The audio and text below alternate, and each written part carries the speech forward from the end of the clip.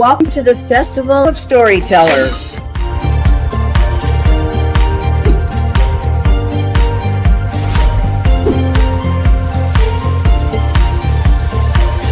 I thank everybody that's involved with this process, because we know writers need readers and writers need publishers.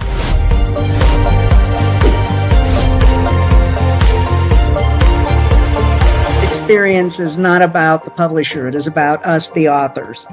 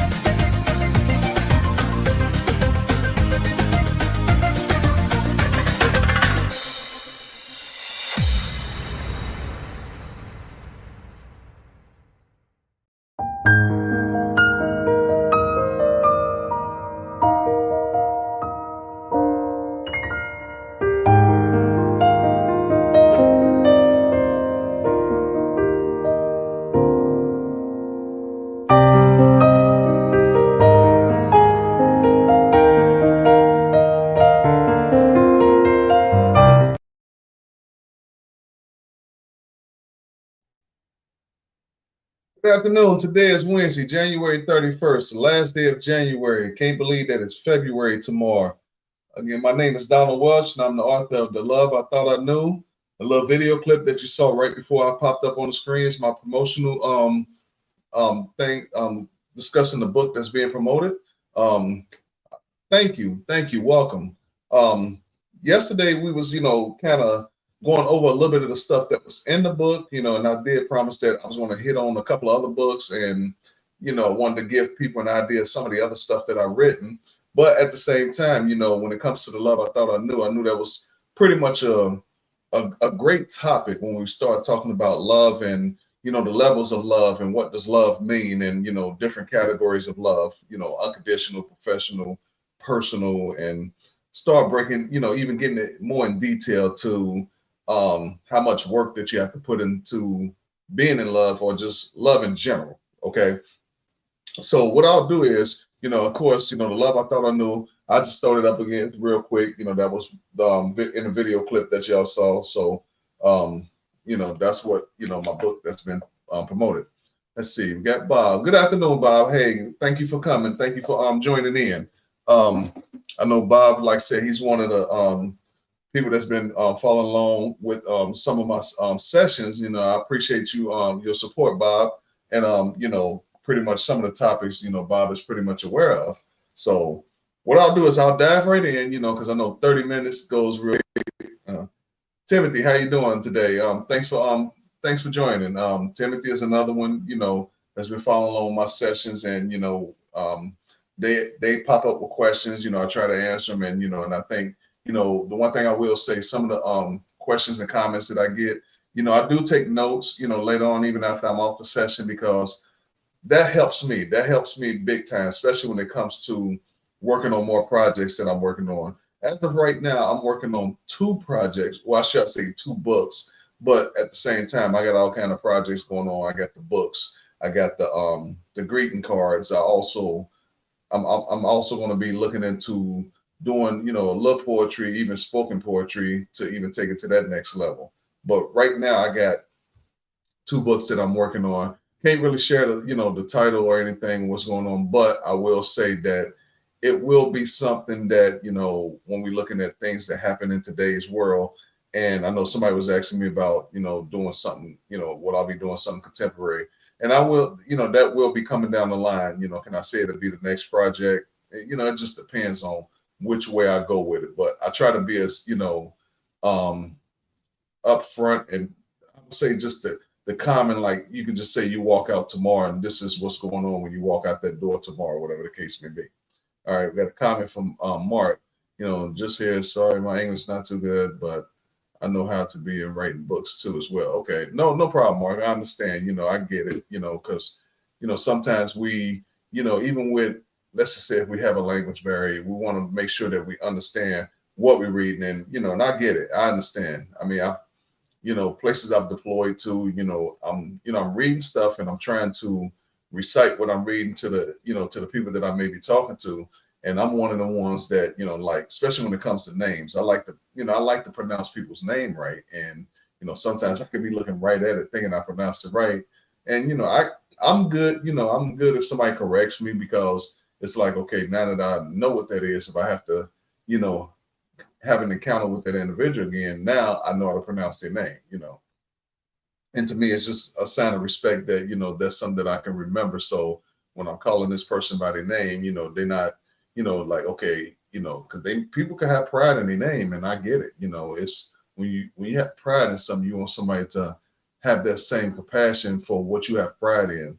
And, you just hope that you get the same in return when you try to give that respect because of somebody that have pride. So, but just real quick, what I'll do is a couple of books that, to go over. Let's see, Tim. Okay, thanks a lot, Tim. Yeah, I try to give as much information as I can, and in the midst of time, share my experiences and stuff as well. Okay. The one book I want to go over, My Lost Identity, okay, which I'll show this cover again. Lost Identity, you got birth certificate. If you look at it up closest, unknown person was born who on this unknown day, unknown, it's just everything's unknown because of the fact that it's my lost identity, because you have an individual, they are a person, they're recognized as a human being. It's just the fact that, this individual doesn't have any biological parents or just don't know who their family are, but, they're in the system. So, make a long story short, so we have a little boy, like I said, is in the system. He lives with, his foster mom, but he also has foster siblings as well. So along the journey, he's living a normal life as, an individual that will have a family, but it's just like I said, it's not his biological family, but he's making, he's working through it, and he's okay. And it's like every day he goes, whether he goes to school, whether he got, he knows that, okay, I got brothers, I got sisters, and even though they may not be biological, but that don't mean that he doesn't feel the love that, you would expect to feel when you with your family and stuff like that. So as he goes along, he's in school, he's having problems in school, and it's not so much with just, school work and the teachers or anything like that. He's having problems with other kids because, you have other kids that's going to be teasing, as kids, we would tease each other. It's like at that age when you're so young, you really don't know better. And then you learn as you go along. You can have parents that can discipline you. And at the end of the day, right. Once you know right from wrong, it's up to you to make the right decision, or you want to make the wrong decision. That's totally up to you, especially as you get older in life, right? So with this kid, this kid is going through the normal, where, there's bullying involved, and, kids not liking kids for whatever reasons, kids, kind of alienating other kids and stuff like that. So while he's going through the problems, with him being a foster child, he has to see his his case manager, his caseworker. And you have a caseworker that checks in with him. His caseworker is also the caseworker or the case manager for the rest of the siblings that, that the things that they go through, you check in with the caseworker, make sure that he's okay. Let's see. How's the day been? Glad to catch live. Lorenzo, yes, today has been pretty good, I will say. Kind of hectic at work today. It was a little late. We were short staffed, but we made it through. And like I told him, I said I have other things that I have to do. I give my time, but my thing was I was looking forward to coming on live today, and this is just once I'm able to get into something that's my passion, I don't, my thing, I'm ready to get to it. Don't want to let anybody down. So, but thanks for asking and thanks for joining. Okay.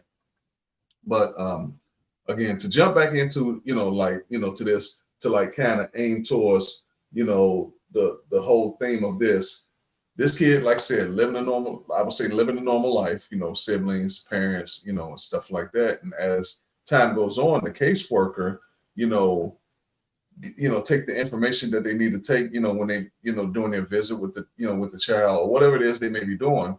And every time that this case manager is inputting any of the information, the kid's name would never come up in the system. So she has to override the system, plug the information in, and so she can keep record of everything that's going on, and some of the issues that the kid may have, in case the kid has to go through some type of therapy, or just for the future, because we want to set the kid up for success.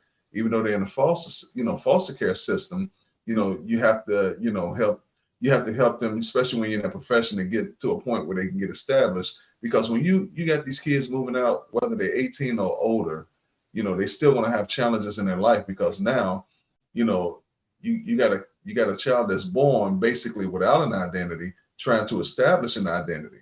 So, he don't have that guidance of, hey, this is the next step. This is what you do here. This is what you do there.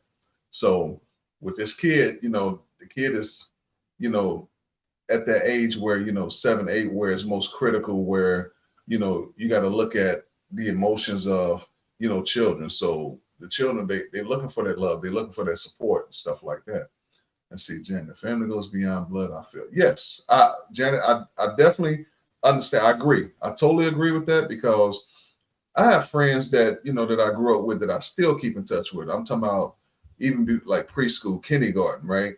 And, we've had, the best friendship I could, I wouldn't trade it for anything in the world. But, even some of my friends and family back home, our friends become family, especially when you're so close. So me and some of my friends, we came up with this thing that, we don't have a friendship, we have a family ship. We kind of came up with our own word, but it's a family ship. It's, it's a friendship of people that you consider family, which is my definition. A family ship is a friendship of people that you consider family. You would, pretty much do just about anything for them as if you would do for your own family, and, vice versa. So that's what, yeah, family is definitely, one of the things. It doesn't have to be blood related. When you look at somebody, hey, that's my brother, that's my sister, this person, you've had people that's been like a mother or a father to you, or, just some type of guide you could talk to, whether it be like an aunt or like an uncle. So, in some way, shape, or form, people that you've known for so long may remind you of somebody that either plays a role in your family, as, whether it be you can have a father or a stepfather, I mean, like I said, even though you may have a biological father and you have a stepfather, that doesn't mean that the system is, I mean, the situation doesn't change, but you have that person in that role. It's just a matter of, okay, I acknowledge who my father is, and this guy is, stepped up to that role. So he's the father figure. So, I mean, even if you don't have to go out of your way and say stepfather, unless you feel that you have to explain to somebody, because it still doesn't change the level of love. Okay. Family is who's there with you, not those who look like you. I totally agree. I totally agree with you, because um I think one of the important elements when it comes to family is the closeness of, the bond that you have. Okay. You can have family, and then when you're looking at, like, say, immediate family, typically, what people look at, what they consider a perfect life. You have a mom, you have a dad, you have kids, you have pets, white picket fence, whole 9 yards, and that's your family. And, and this, y'all have each other's back, y'all each other's world, y'all, it's just everything that goes on. You get up as kids, you go to school, as parents, you go to work, you come home, you tell how your day was, you sit around the table, you eat dinner, you watch a movie, you go to bed, and you repeat that cycle each and every day. You look forward to the weekend, especially if you got parents that's off on the weekend, and if you're a kid that go to school, you look for that weekend, and then you might go out for entertainment. And at the end of the day, it's like, if you're an individual and you see a group of people that looks just like a family, you're not going to sit there and say, I wonder if that's this real father, that's his real mother. It's just, you see people, you see a family. So, like I said, again, I do agree with you. A family is a family. You're there with them, your family. Okay. Uh, with this story, I lost identity, especially speaking on family. Before I even go into that, see, Chad, how much does your everyday life inspire you writing? My everyday life inspires my writing. Um, One of the things that I do that I have spoke on before in prior sessions is I always walk around with a pen and a pad. Okay, because I think every day you have a story. So whether it be a short story or a long story, you have a story every day. And one of the things that I can say inspire me is when I see some of the most, I would say, things that will inspire me. Like, say, for example, you can have somebody that's sick. I mean, we see commercials all the time. Like, one of the things that inspire me when it comes to, want to do better. Like when I see these commercials, like St. Jude, you see all these kids. These kids, they got a smile on their face. These kids are suffering with one of the worst things in the world that you could be suffering with. And you come across some of these kids that have that hope, that have that faith, and they have that smile on your face. I mean, that's inspirational in itself. Just when you sit back and you think you really got problems, then you see a kid that that's really suffering, not knowing how long they have, but they have a smile on their face. So, like I said, when it comes to things like that, that inspires me. That's an uplift. So even if I wanted to say do a story on that, that would be, I mean, just the key point to go to, like, let me tell this person's story. I had an interview with this person, or I talked with this person. Okay. Let's see, Eleanor. I'm reminded of the meme that goes, I'm not the stepfather, I'm the father who stepped up. Eleanor, you couldn't have said it better. You could have not said it any better than what I would have, because, like I said, that's why I say, when people say, that's my stepfather, that's my stepmother, that's my stepsister, or I mean, that doesn't necessarily have to be identified. I mean, like I said, if the man stepped up, he's the father. In essence, he's a father figure, but at the same time, if he's doing the things that a father would do when it comes to a child, he's the father, point blank. Like I said, some people get caught up where they feel they have to explain. I mean, that to each his own. It's not an obligation. Like I said, if a person step up, they who they are. Okay. Um, little messages that I put on the back of each one of my books. I'll read what's on the back of this one. Family is the most important element in our lives. Our legacy is what contributes to continuing our history. Don't lose your history by lacking the interest to preserve it. Don't lose what you can control. So it basically, once you have a family, okay, I mean, like say you have a family and you want to make sure that you want to leave something behind. In order to leave something behind, your family have to know, okay, which route are we going? Because it's like, okay, if I lay this platform, okay, that I want my children, my grandchildren, and so on and so forth to follow, I got to leave some type of impact where when you're talking about 3 to 4 generations down, they're going to look back and say, hey, that was Donald. This is who he was to me. Okay. It's like, what's the best way to put it? Like, you've heard that term, you can't choose your family. So when you're looking at a family that's, somebody's with their biological, family or relatives or whatever the case may be, you're going to have, like I said, chances are you're going to have ups and downs. And then people want to, like, I'm tired of being around them. I got to get away from them. But at the same time, even though you may have to get away from them, that's for that moment. It may not be for a lifetime unless it was just something drastic that took place. You have people that look forward to, having these arguments with their family, because at the end of the day, they know they got family. Okay. Let me see, Bob. As an inspiring writer, I do some journaling, which sometimes bleed into when I'm writing short stories and stuff. Yes. It's kind of like, like I said, with my pen and pad, I do a lot of doodling, and I write down ideas. And then, like I said, if I can put a couple of ideas together, hey, before you know it, I got a title. Because, if I'm thinking of something, it's like I got to think of something that happens every day. And it's not just to me, but even if it's something that doesn't happen to me, if I can watch, say, for example, if I can watch the news for a straight week, chances are within that straight week, and I'm talking about even the weekend, 7 days. I mean, one of the things that we see on the news all the time, somebody's, they're shooting, which makes me sick to my stomach because you got a lot of shootings, whether it be young kids, whether it be somebody with a motive because they don't have a care in the world, or somebody just, I want to take something that don't belong to me because that's just what I want, you know. So if, you could say, if you want to write a book, you can write a book on just gun violence itself. Okay. So, but yeah, so with the love I thought I knew, just to jump right back into, so like this kid, let's see, hold on a second. I got Timothy. Do you hold writing workshops? Because I think you'd be a great fit. You're very empathetic. I don't. I appreciate it, Tim. I know when I was talking with when I did my author of the hour, I was talking with Mrs. Wee, and some of the things, and the thing that's funny that you say that, I've written that down because what I'm gonna do is I've talked with some colleagues that, as a matter of fact, I got something scheduled February 24th that he got me set up with. He's gonna get me connected with a lady that writes children's books, and apparently she does promotions and stuff like that. So I'm gonna be joining them and start kind of share the same, share my stories like I'm sharing on here. Also, what I'm gonna do is I'm gonna open up where I can try to see if I can network with maybe some of these schools around here where I can teach the workshops. And I think my target audience will be people that not only just inspiring writers, but I would say younger generation.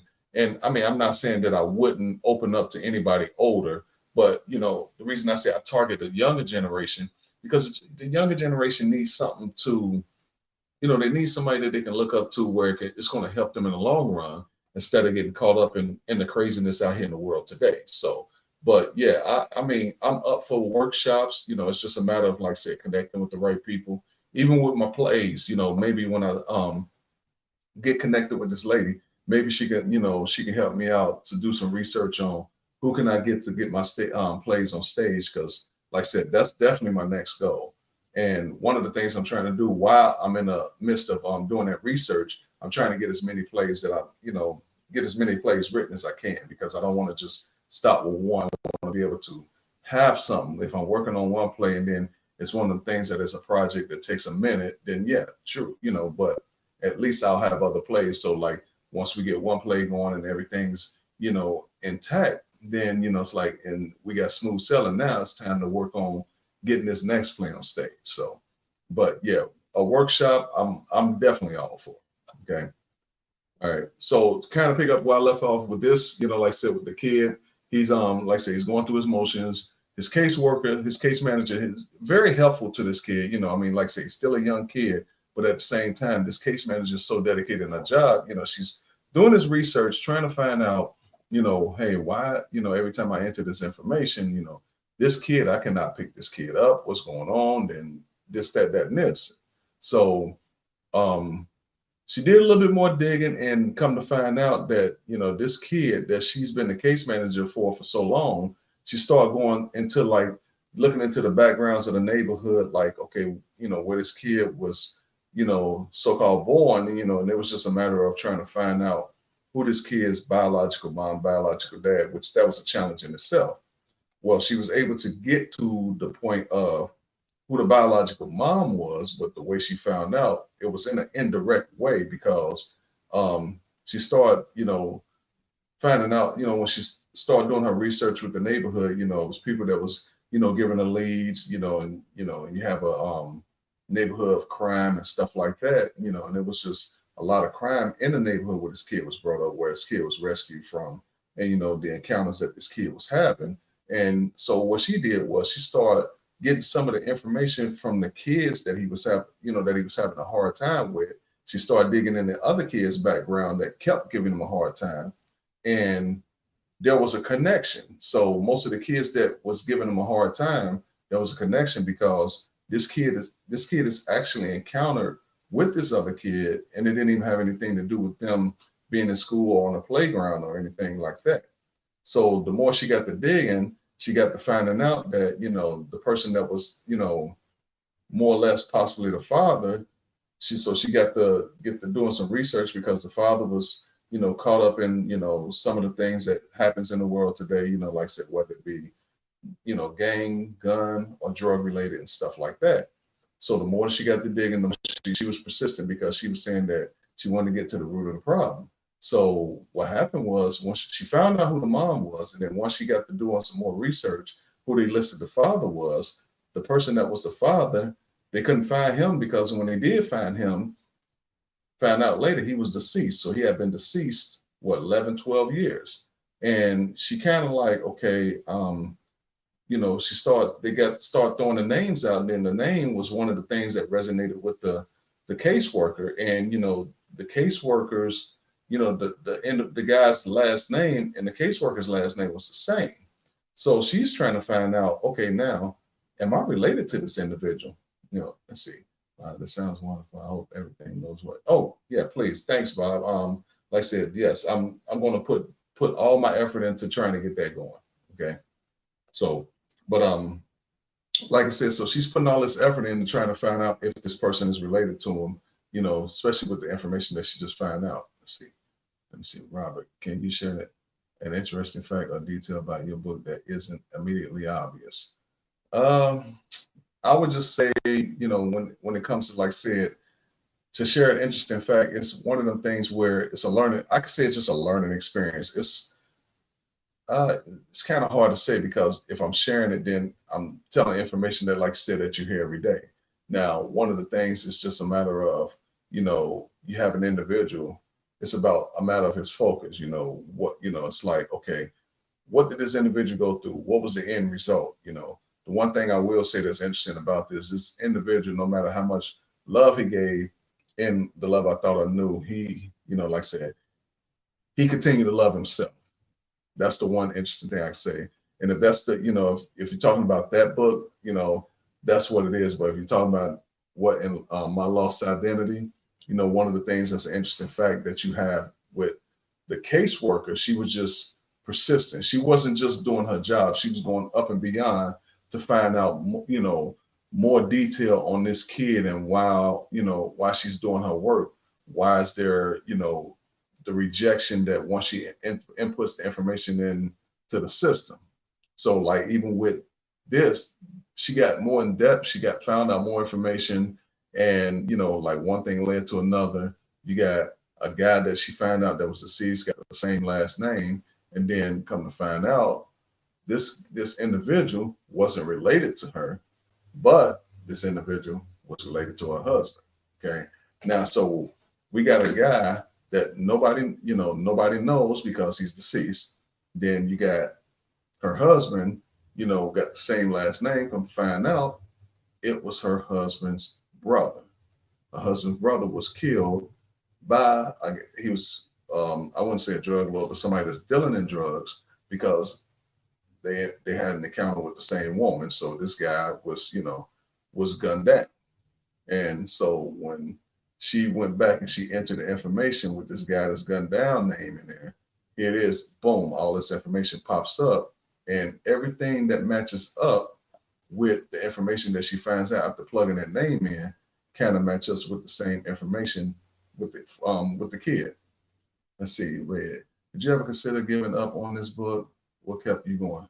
No, I never thought of giving up because, like I said, it was one of them things. Once I got it started, and I'm one of them type of people. Once I start something, I like to finish it. And I figured with me continuing, it's a matter of telling some, whether it be just my story or anybody else's story. It's about telling that story and getting that story out there. So I mean, I'm constantly inspired. And like I said, a lot of the things that I see that goes on that I feel that needs to get out there. I'm not one to give up. Once I started, I plan on finishing it. And even with that, like I said, with me putting these type of books out, and the books that I put out is more or less categorized as self-help. So we know that we have people, like I said, you can have problems out there, and some people, they want the help, but they won't go get the help. Why? Because they may be ashamed. So I think with having self-help books, that kind of give them another avenue, saying, okay, if I don't want to go see somebody, in person, let me read this book and see what this book is about, because looking at the title or even looking at the cover look like something that I'm going through, whether they just peruse through the pages and figure that, okay, I'm gonna buy this book. I want to read this book. Now you're taking that step that's going to, pretty much probably help you out. And it's worth the chance to take, because for the simple fact, if you're not seeking the help, then chances are you're going to become that ticking time bomb waiting to explode because you don't want to get the help. And for the most part, we're human. We don't want to go to people because we're so afraid that we're going to be judged, or you think that your business is going to be put out there. But you also have those people that don't have the problem want to seek the help because maybe they have acknowledged and realized that, hey, I really need this before something happens that I can't control. Let's see. Can you share your writing process? Do you have any rituals or routines when you write? I don't.